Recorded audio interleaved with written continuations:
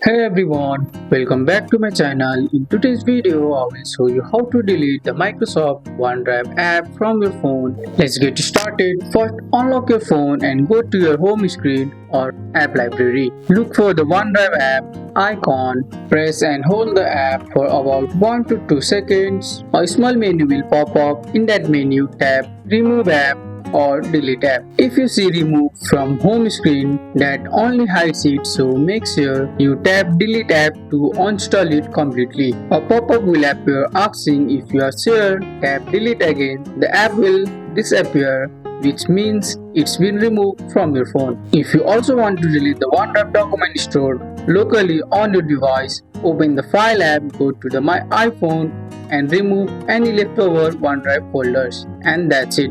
OneDrive is gone from your iPhone. That's all for today's video, guys. I hope you guys liked this video. If you found this video helpful, drop a like, subscribe for more videos. Thanks for watching. See you in the next one.